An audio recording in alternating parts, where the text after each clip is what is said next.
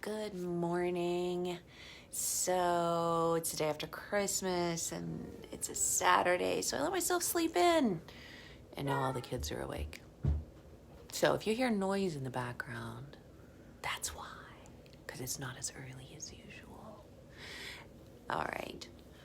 So we are on page 36 of our book, Redeeming Power, Understanding Authority and Abuse in the Church. And this section is called The Damaging Power of Deceit. I would love to hear, hey, good morning, Erin. I see Beverly and David are all on this morning. Willis, Elsie, nice to see all you guys. I would love it if you drop a note below. Tell me where you're watching from. And hi, April. And maybe what you're getting out of this series the most, if you've watched the other ones too. And yeah, tell me where you're watching from. And if you like it, share it, all the usual stuff. Okay, so the damaging power of deceit. Deceiving ourselves and others always leads to death. Wow, it's early in Salem, Oregon. You are up very early this morning. Hey, Mesa, Arizona, Georgia. All right, I'm distracted. I need to focus on this. I'll read where everyone's from afterwards. All right. Listen to these words from noted writer and Auschwitz survivor Elie Wiesel. I pinched myself. Was I still alive? Was I awake? How is it possible that men, women, and children were being burned and the world kept silent? No, all this could not be real. A nightmare, perhaps. Soon I would wake up with a start. I told my father I could not believe that human beings were being burned in our times. The world would never tolerate such crimes. The world, he said, the world is not interested in us. Today, everything is possible, even the crematoria.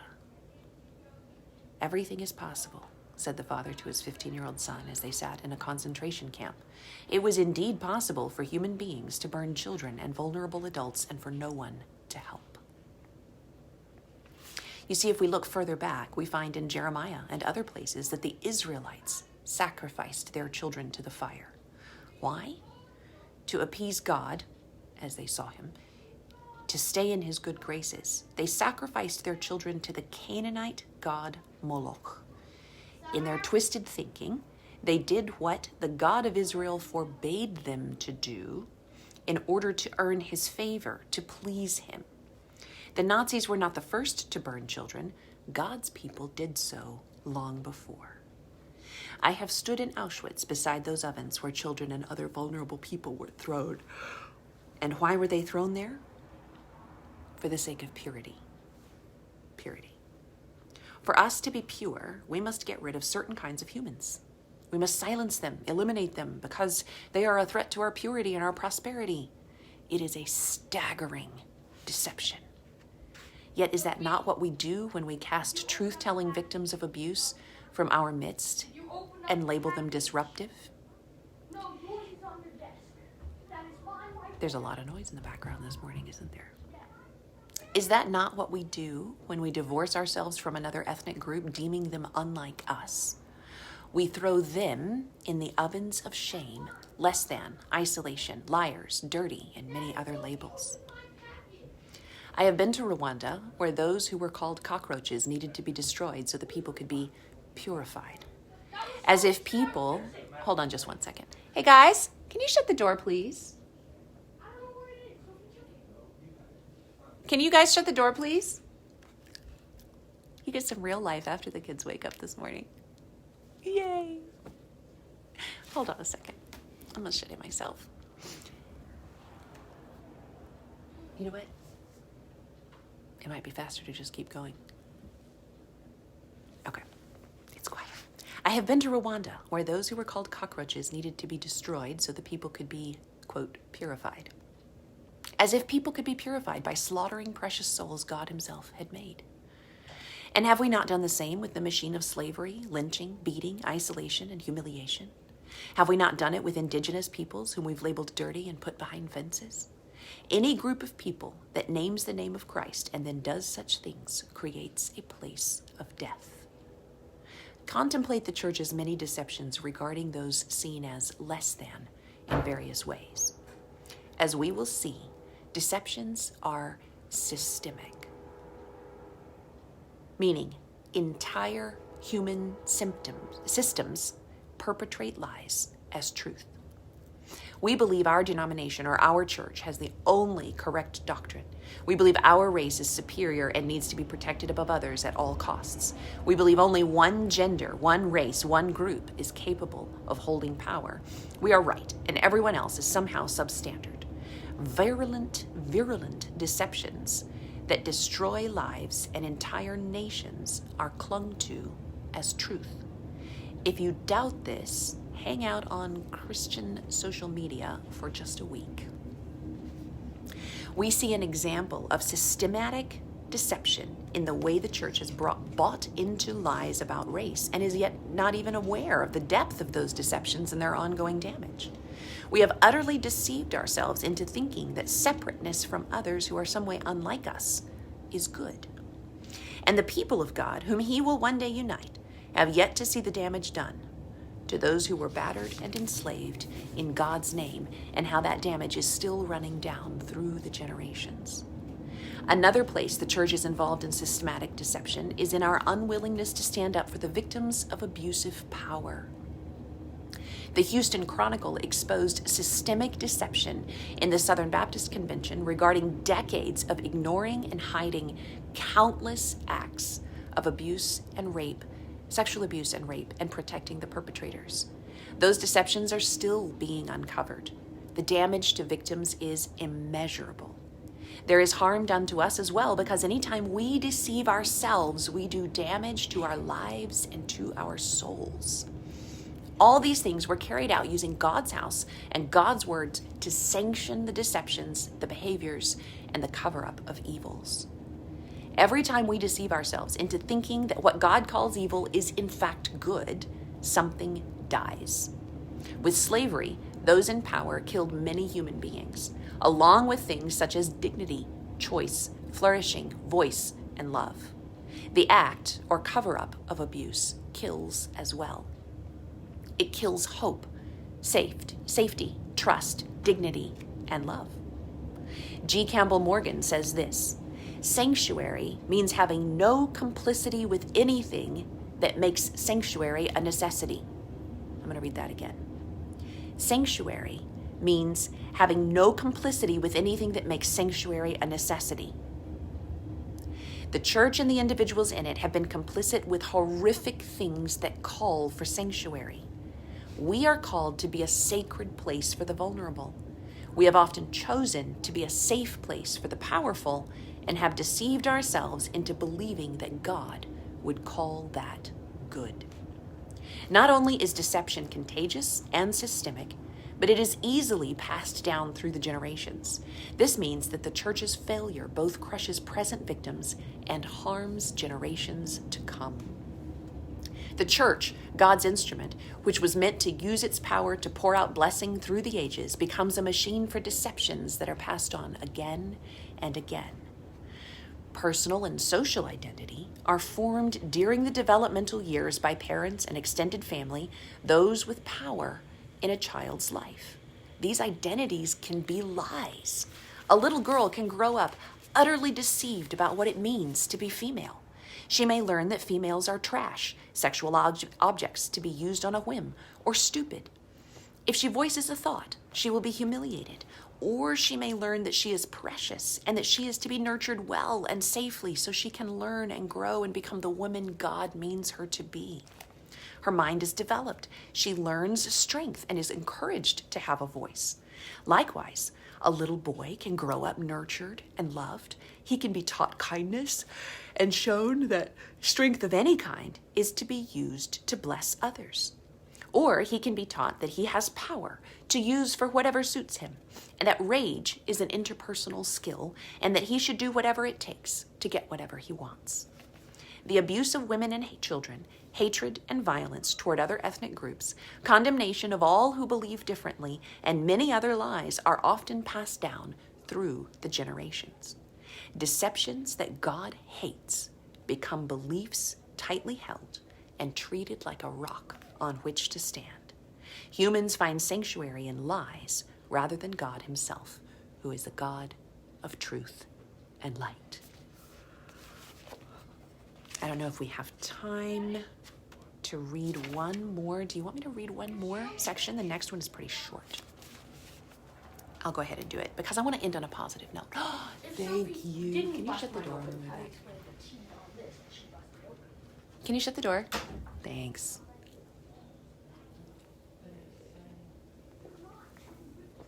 Okay, the way of truth. Here is truth.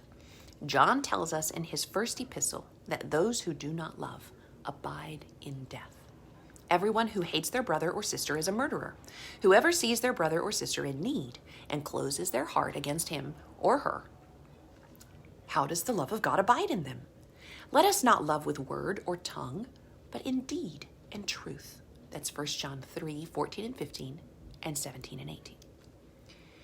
In the beginning, God said, if you eat of that one tree, you will die. Genesis 2:17. He spoke truth. Adam and Eve distorted God's words, and death came. Now God has said, if you hate, death will come to you. So many of our deceptions exist to feed our desires and protect ourselves without regard for others or our impact on them.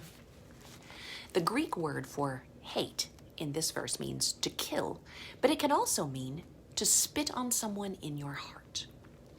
It means to tear down or destroy another. And John says we can do that simply by closing our hearts against those in need. Deceived hearts are closed hearts. They are closed first to the God of truth and second to other humans. Deception always does damage to the one deceiving and to those being deceived. When we close our hearts, we have in essence spit on people in our hearts. John pleads with us not to love just with words. We can be quite good at loving in that way, and we can deceive ourselves that that is sufficient. But we are to love in action and in truth. This is my own caveat because I don't see her adding it in here. Micah 6:8.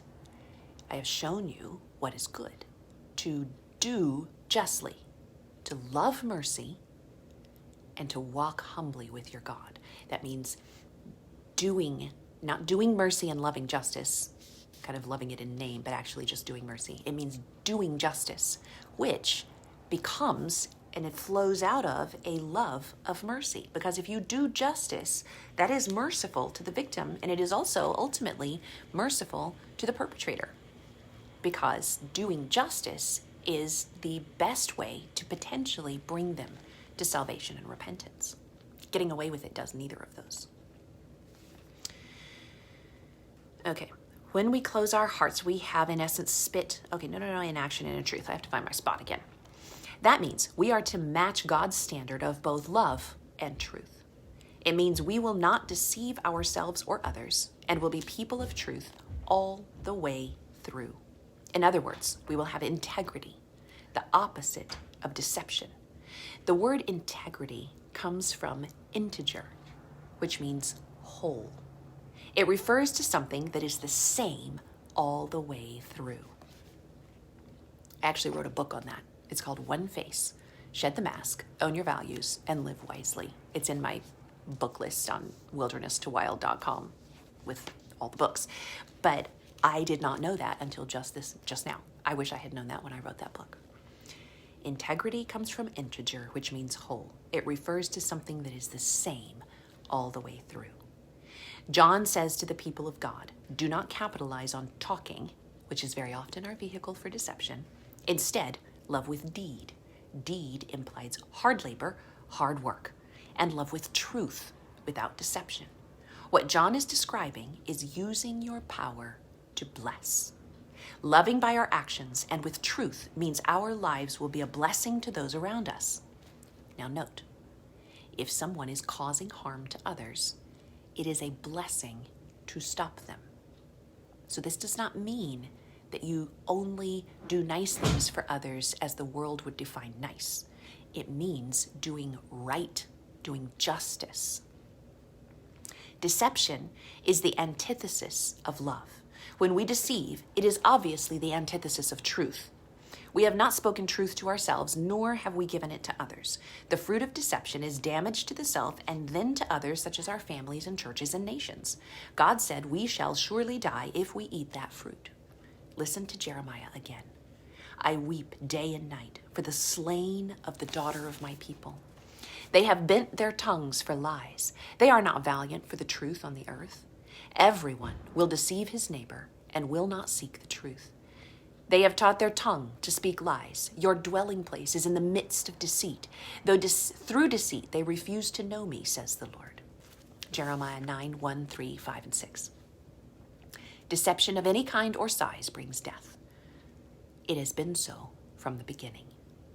We follow the one who said, "I am the truth," John 14, 6. Not, "I will show you the truth." Not, "If you memorize these things, you will have the truth." Not, "If you are in the right church or race or nation, you will know the truth." Jesus says, "I am the truth," which means anything that does not look like God incarnate is not truth. If we let it, this truth will shatter many of our closely held deceptions that seem to protect us, but in fact bring death. I have a segment in some upcoming material that I'm working on called Solve for X. And it says, basically the premise is that if it isn't X, it's abuse. We look at the character of God. We define everything that we do and how we believe, what we believe love looks like, what we believe justice looks like. We define that according to the character and the honor of God. Not ourselves, not others, not a favorite cause, just God. And anything else is abuse. Anything, instead of saying this denomination or that belief system is right, it's not about those fringe loyalties. It's about looking at God, saying, does what I am doing and saying, does my church, does my atmosphere, does my family home align with the character and the love of God? And if it does not, then it is deception, and it is possibly, very likely, abusive in some form. All right, that's enough for this morning. I wrote a post yesterday because this month is kind of a big month for me. It's 1 year from when I found out I had bone cancer. I didn't know what kind yet. Didn't have a diagnosis yet, but it's a 1 year anniversary for me. It's been a crazy year. 2020 has been crazy for everyone. So I am thinking about my one-word focus for 2021. And I want to challenge you to think about it too. If you are already thinking about it, I quit making New Year's resolutions a while ago. This long list of things that I'm just going to push myself to follow through with. Yeah, whatever. We all know that lasts till like January 3rd. So, and I switched instead.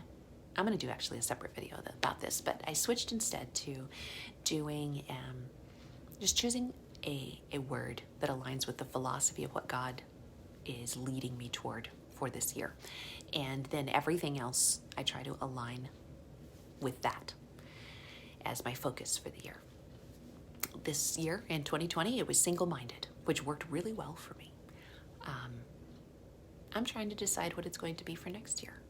I'd love your thoughts. What are you thinking about? Always, I want to know where you're watching from.